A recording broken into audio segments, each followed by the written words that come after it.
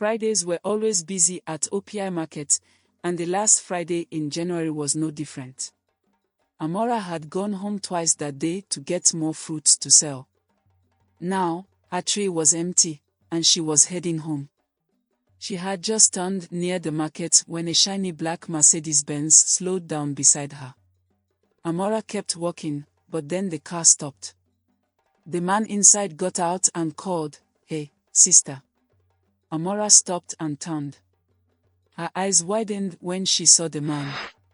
He was wearing very fancy clothes, and he looked a lot like her 5-year-old son, Tomowa.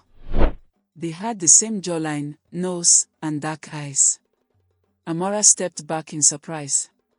The man walked closer but kept a little distance. He smiled and greeted her, "Good evening, miss. What do you want?" Amora asked, her voice calm and confident.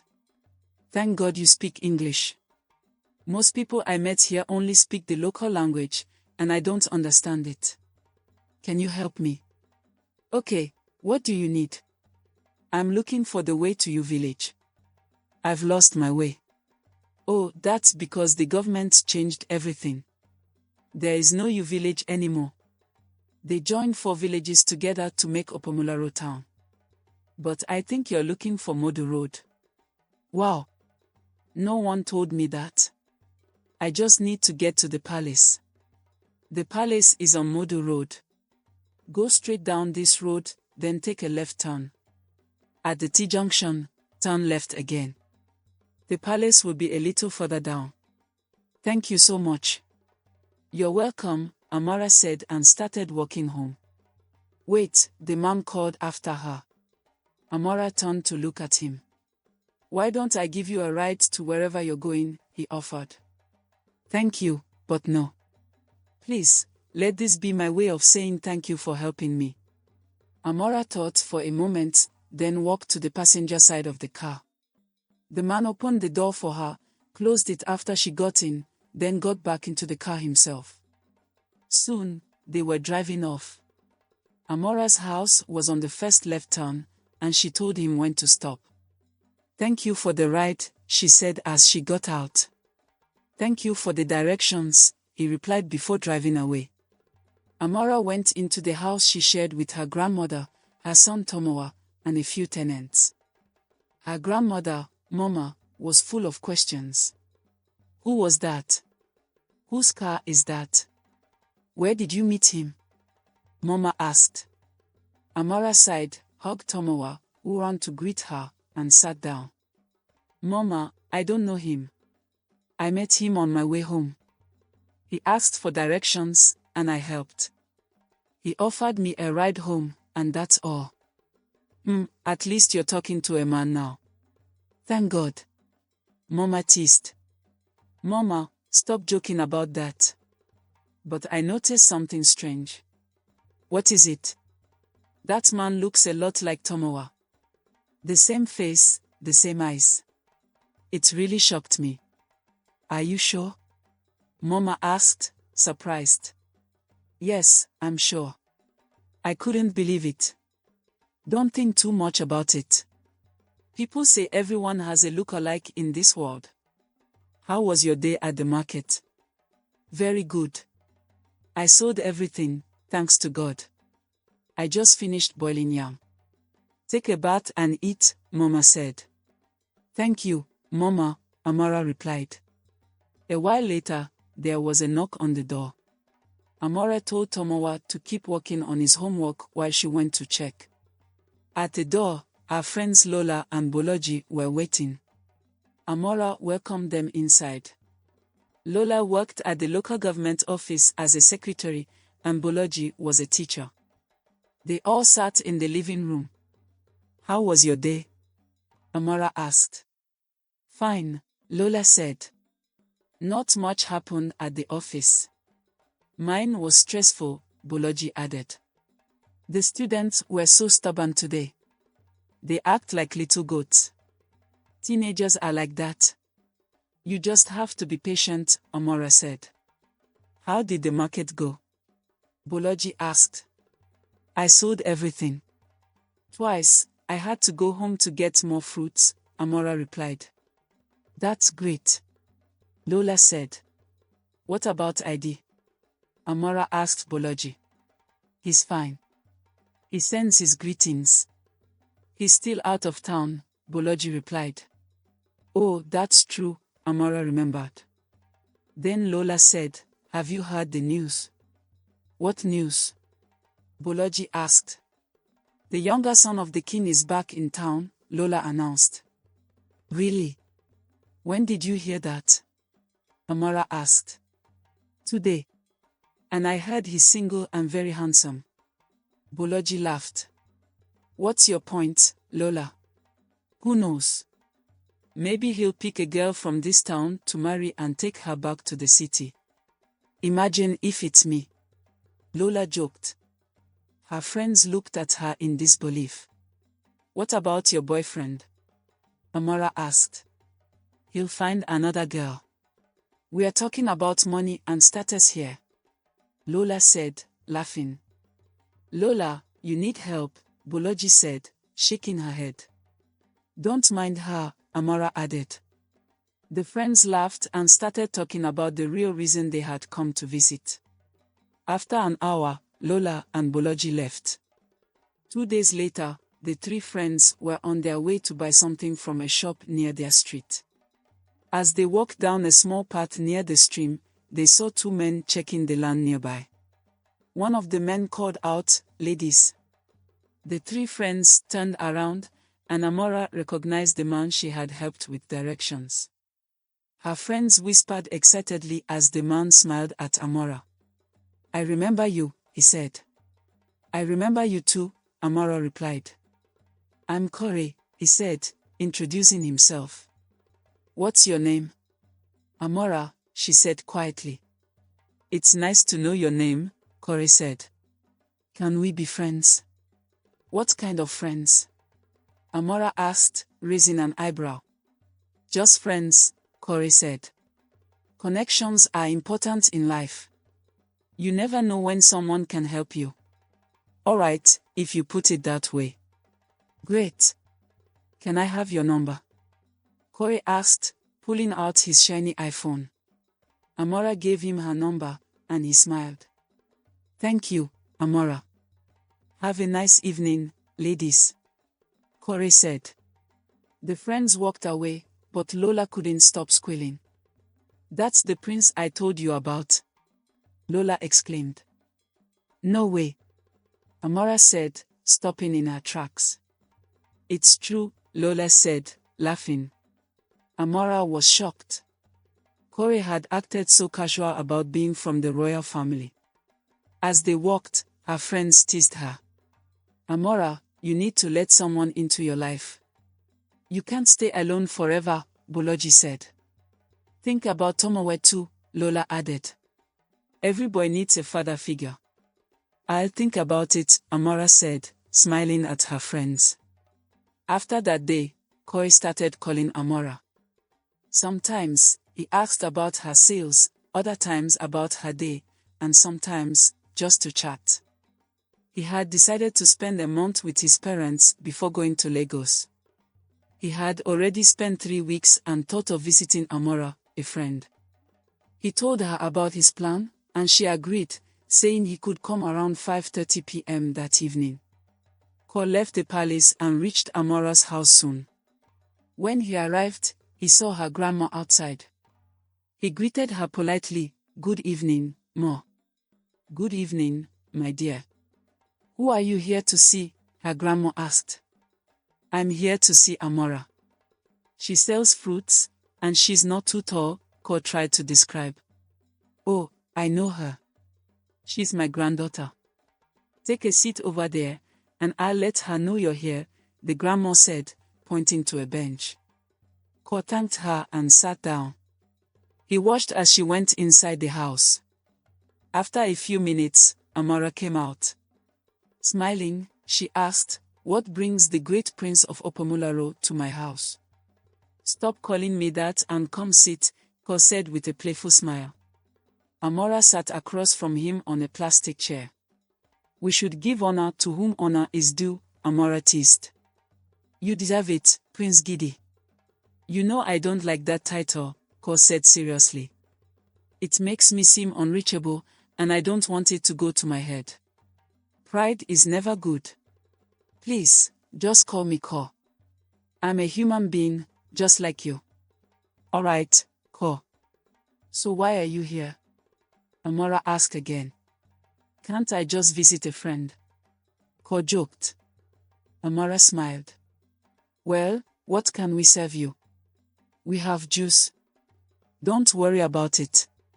I just ate fried yam before coming, Ko said. But next time, I'll eat everything in the house. Amora laughed. So, when are you leaving for Lagos? She asked. Next week, Ko said. I've already spent 3 weeks here. Next week makes it a month, and I have to go back. As they chatted, a little boy ran out of the house, calling, Mommy. Mommy. It was Amora's son, Tomowa. Yes, baby. What is it? Amora replied. I can't find my homework book. Tomowa complained. Check my table, Amora told him. Okay, Mommy, Tomowa replied but was about to run back when Amora called him. Tomowa, greet my guest first. Tomowa turned, stood in front of Ko, and said, Good evening, sir. Ko smiled. Good evening. When Tomowa left, Ko turned to Amora, surprised. That boy looks so familiar. Have we met before? Amora laughed. You're joking, right? How could you know him? This is your first time meeting him. No, really. He seems familiar, Ko insisted. Then he added, Wait, Amora, you didn't tell me you have a child. Are you married? Amora's face turned serious. I'm not married. Then how do you have him? Ko asked, looking confused. The same way any woman has a child, Amora replied sharply, getting annoyed. Realizing he had upset her, Ko gently took her hand. I'm sorry, Amora. I didn't mean to offend you. I was just curious. It's fine, Amora said, calming down. He's 6 years old. Wow, he's a big boy, Ko exclaimed. As they talked, Ko suddenly asked, Where do you see yourself in the next 5 years? I don't know, Amora admitted. I wanted to go to school and get a degree, but I got pregnant and couldn't. I thought of going back when Tomowa started school, but it's been hard. Money is a big problem too. What if someone sponsors you? Ko asked. Amora looked at him in surprise. What do you mean? I mean, I'll pay for your school and Tomowa's fees too. Why would you do that? Amora asked, stunned. Because I believe in helping people when you can. It makes life better for everyone, Ko explained. Don't worry about the money. Just focus on doing well in school. Amora couldn't believe her ears. Wow! Are you serious? Very serious, Ko said. Think about it. You can apply to a school like the University of Lagos. I even know someone there who can help. You could stay at my house, it has an extra room, or I'll arrange something else for you. This is a lot, Amora said, overwhelmed. I'll talk to my family first and let you know tomorrow. That's fine. Take your time, Ko said, smiling. I'll wait for your call. Greet your grandma for me. Good night, Ko, Amora said as she watched him leave. Later, Amora told her grandma everything. Her grandma smiled and said, What do you want, Amora? I want to go back to school and provide for Tomowa, Amora said. That's good, her grandma replied. But we need to talk to his parents at the palace to be sure. Okay, Mama, Amora agreed. I'll also inform my dad. Her grandma nodded. Yes, call your father. He needs to know. Amora took out her phone and called her dad. Amora's mother passed away the day Amora was born. She never got the chance to know her mother or hear her voice. Her father, stricken with grief, didn't know how to raise a little girl alone. So, Amora's grandmother stepped in and took her in.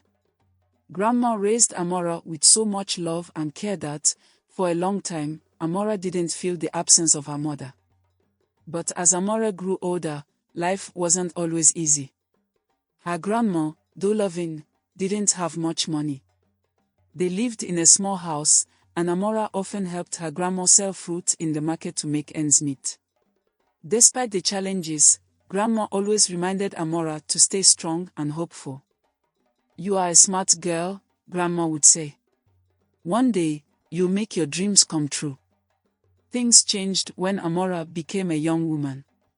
She wanted to go to school and build a better life, but her grandma couldn't afford it. Then, one day, Amora's father called her. He wanted her to come live with him, his new wife, and her step-siblings. Amora was nervous but hopeful. She thought it might be a chance to reconnect with her father and finally get the support she needed for school. However, moving into her father's house turned out to be harder than Amora imagined. Her stepmother didn't like her and made it clear from the very first day that Amora wasn't welcome. The stepmother would make harsh comments and often exclude Amora from family activities. Her step-siblings followed their mother's lead, treating Amora like an outsider.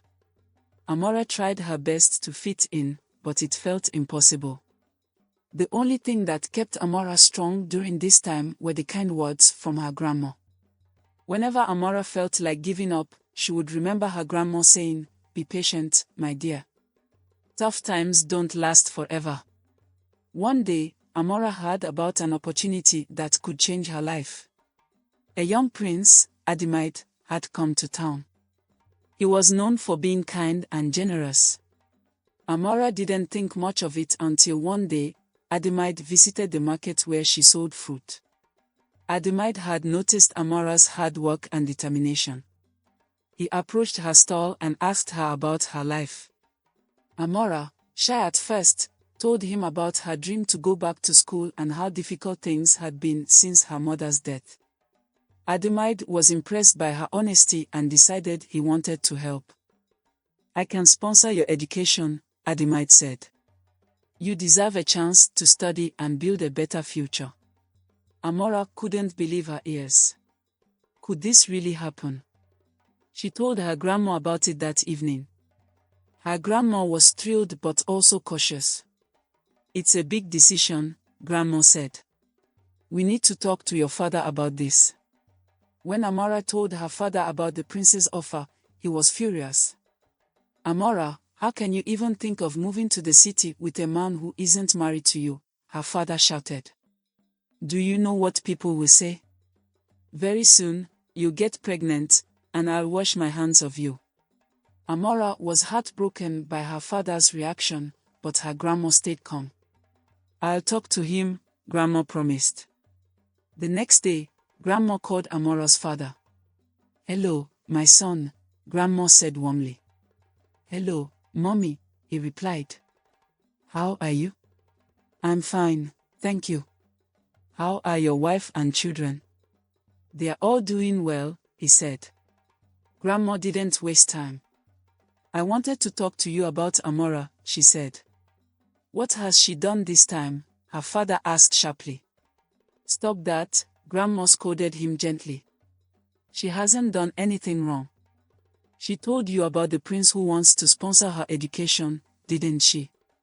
"Yes, but I don't trust this situation," her father said angrily.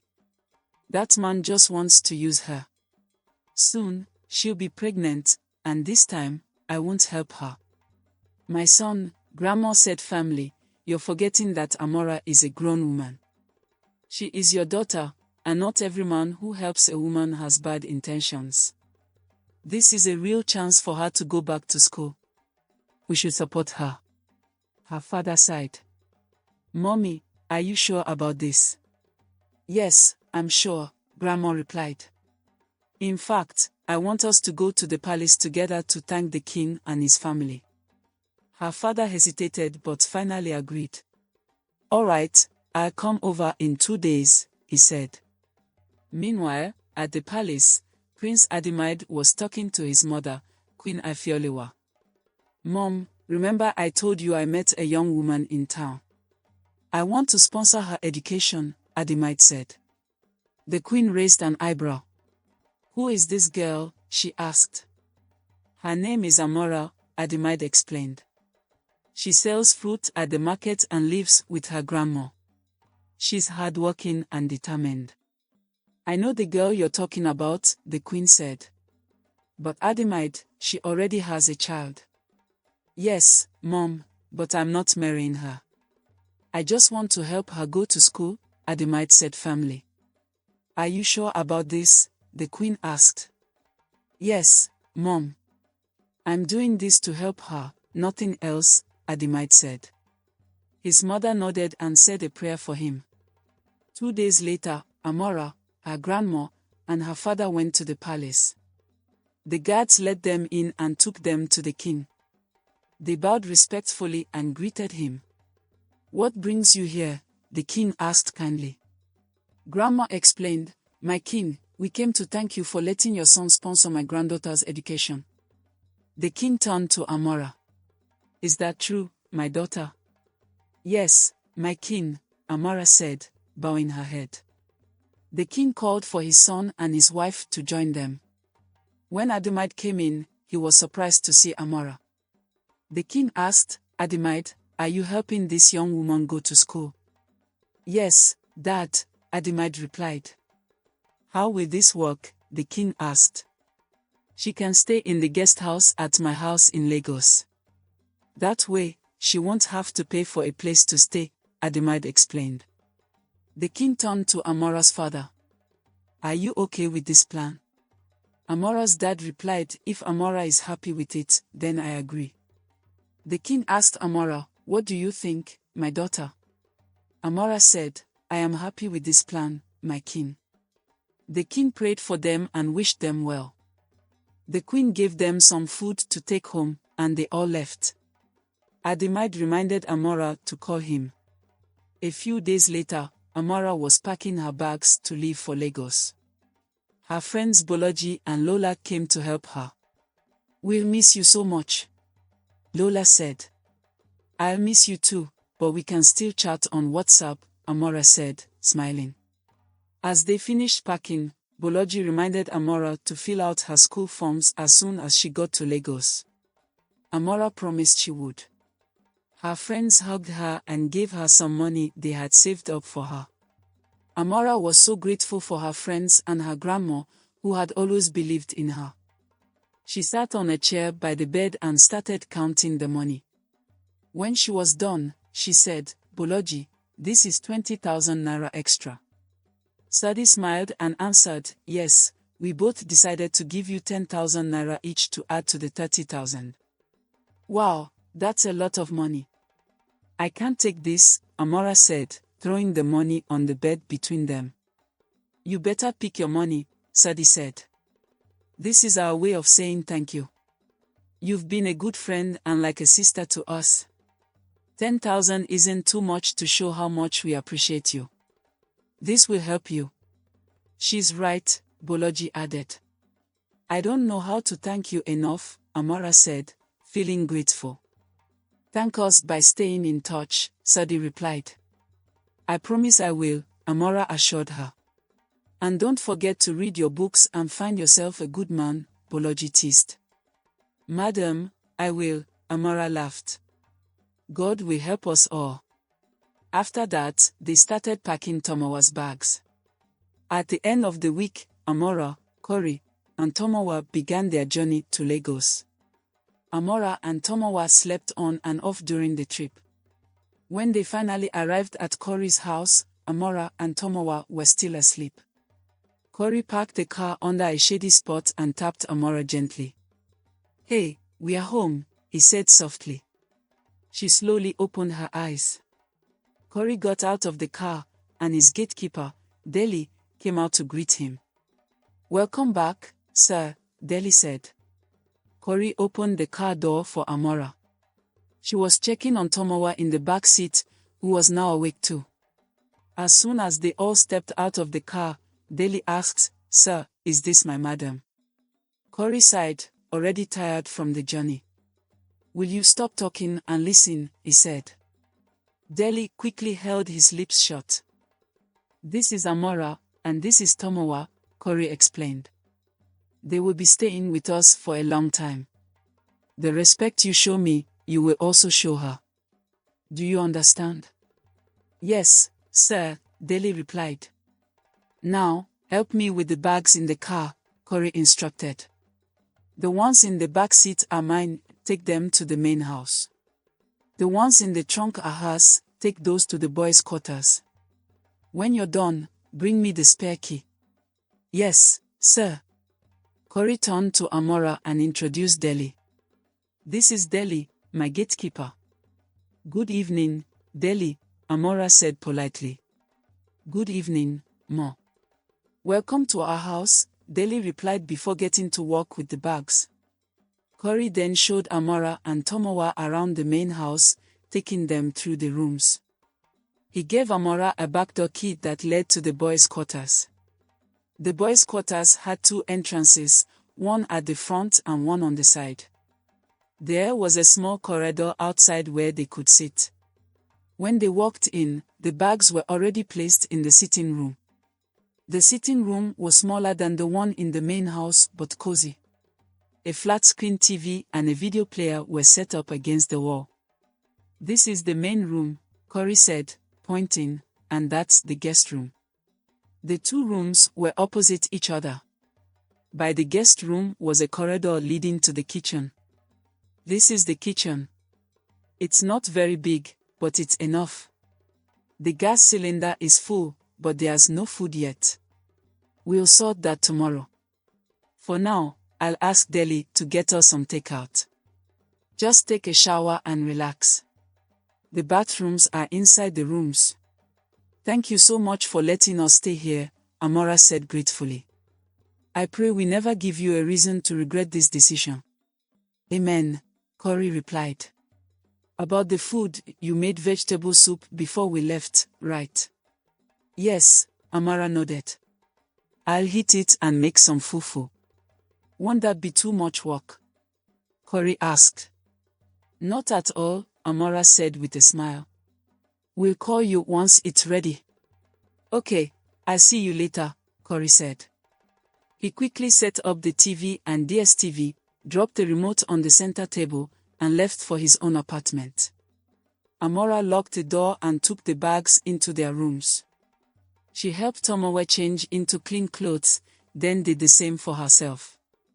After that, she unpacked the food items she had brought and went to the kitchen.